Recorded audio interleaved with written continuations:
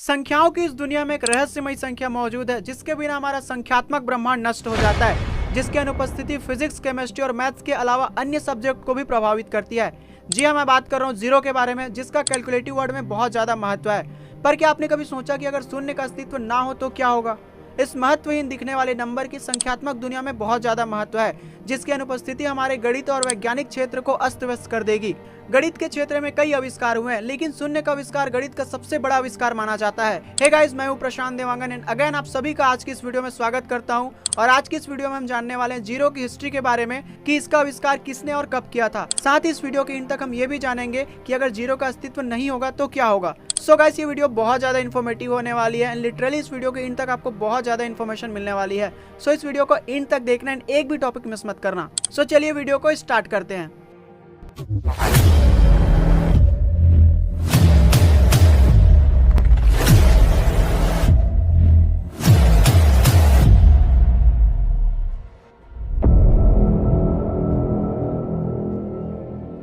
Video start करने से पहले ये जान लेते हैं कि जीरो क्या है और इसका इस्तेमाल कब किया जाता है। जीरो एक पूर्णांक है जिसे इस सिंबल से दर्शाया जाता है। जब गिनती संख्या के रूप में उपयोग किया जाता है तो इसका अर्थ होता है कि वहां पर कोई भी वस्तु मौजूद नहीं है। पर जीरो ना ही ऋणात्मक होती और ना ही धनात्मक, क्योंकि शून्य एक संख्या है जो खाली मात्रा को रिप्रेजेंट करती है। अब बात करते हैं इसके इतिहास के बारे में कि इसका आविष्कार किसने किया था। शून्य के आविष्कार को लेकर के प्राचीन काल से ही काफी मतभेद रहा है, क्योंकि ऐसा माना जाता है कि गिनती का प्रयोग बहुत पहले से हो रहा है और ऐसे में शून्य के बिना गिनती की संभावना आसान ही नहीं है। वैसे तो शून्य के आविष्कार का मुख्य श्रेय भारतीय विद्वान ब्रह्मगुप्त को जाता है, क्योंकि ऐतिहासिक विवरण से ज्ञात होता है कि 628 ईसा में उन्होंने ही सबसे पहले शून्य के सिद्धांत का वितरण पेश किया था। हालांकि कुछ लोग महान भारतीय अर्थशास्त्री और गणितज्ञ आर्यभट्ट को शून्य का आविष्कारक मानते हैं, क्योंकि आर्यभट्ट ने ब्रह्मगुप्त से पहले शून्य का प्रयोग किया था, लेकिन वे शून्य का सिद्धांत नहीं दे सके, जिसके कारण आर्यभट्ट को शून्य का मुख्य आविष्कारक ना मानते हुए ब्रह्मगुप्त को शून्य का मुख्य आविष्कारक मानते हैं। अतः शून्य की खोज और आविष्कार का मुख्य श्रेय ब्रह्मगुप्त को जाता है, जो 7वीं शताब्दी में भारत में रहते थे। कुछ इतिहासकारों का यह भी मानना है कि शून्य की खोज और शून्य का आविष्कार किसी एक व्यक्ति ने नहीं किया था। इसका आविष्कार अलग अलग लोगों ने अलग अलग समय पर अलग अलग जगहों पर किया था। यह भी दावा किया जाता है कि शून्य का उल्लेख सर्वप्रथम लोक विभाग नामक ग्रंथ में मिलता है, जिसकी रचना सर्वनंदी नामक एक दिगंबर जैन मुनि ने मूल रूप से प्राकृत में की थी। वहीं एक अमेरिकी गणितज्ञ का कहना है कि शून्य का आविष्कार भारत में नहीं हुआ था, बल्कि अमेरिकी गणितज्ञ आमिर एजल ने कंबोडिया में सबसे पहले शून्य का आविष्कार किया था। और इस तरीके से शून्य का एक लंबा इतिहास रहा है। शून्य की जानकारी कई प्राचीन मंदिरों और ग्रंथों में भी मिलती है। शून्य की खोज और आविष्कार का श्रेय अधिकतर भारतीय गणितज्ञों को जाता है, इसलिए क्योंकि भारत शून्य की खोज के बारे में ज्ञान के सबसे पुराने केंद्रों में से एक था।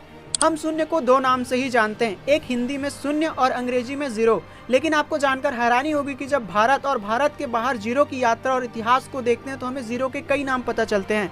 जैसे प्राचीन काल में हिंदू पांडुलिपि में खाली स्थान के लिए शून्यम शब्द का प्रयोग किया जाता था। जब जीरो भारत से अरब पहुंचा तो अरबी में इसे सिफ्र कहा गया।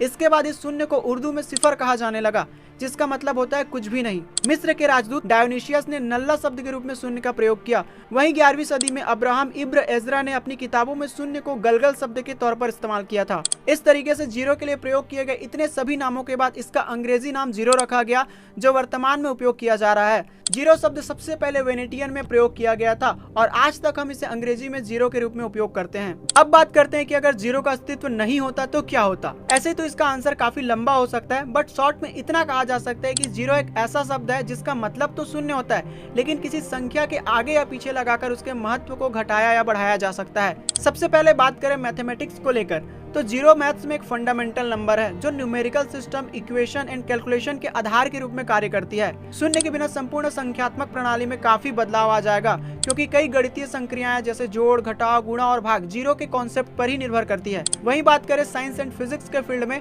तो कई साइंटिफिक थ्योरी और कैलकुलेशन से रिलेटेड प्रॉब्लम होगी।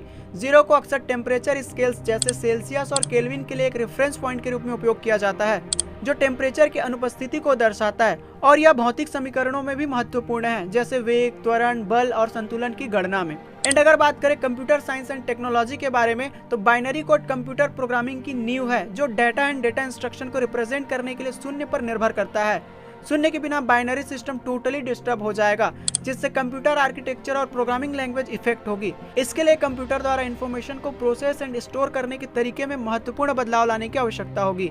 जीरो के ना होने पर दैनिक जीवन में भी काफी प्रभाव पड़ेगा, क्योंकि दैनिक जीवन के विभिन्न पहलुओं में शून्य का व्यवहारिक उपयोग होता है। जैसे इसका उपयोग टाइम कीपिंग, ट्रांजैक्शन, दूरियां मापने में, वजन की मात्रा नापने में और ऐसी कई सारी डोमेन है जिसमें जीरो का उपयोग किया जाता है। सो गाइस, इस वीडियो से कंक्लूजन यही निकलता है कि अगर जीरो का अस्तित्व नहीं होगा तो math, science, technology and daily life में बहुत सारी प्रॉब्लम क्रिएट होगी। इसके लिए numerical system, mathematical theory, equation, scientific theory and computer programming को फिर से परिभाषित करने की आवश्यकता होगी। सो गाइस, आज की वीडियो के लिए इतना ही। होप सो गाइस ये वीडियो आपको पसंद आया होगा, और अगर यार ये वीडियो अच्छी लगी तो वीडियो को लाइक करना, वीडियो में कमेंट करना, अपने दोस्तों के साथ शेयर जरूर करना। एंड अगर आप इस चैनल पर नए हो तो चैनल को सब्सक्राइब जरूर करना, बेल आइकन को हिट करके नोटिफिकेशन बेल ऑन जरूर करना, ताकि आने वाली अगली वीडियो के नोटिफिकेशन सबसे पहले आप तक पहुंचे। Thank you so much for watching my video. मिलते हैं अगले वीडियो में।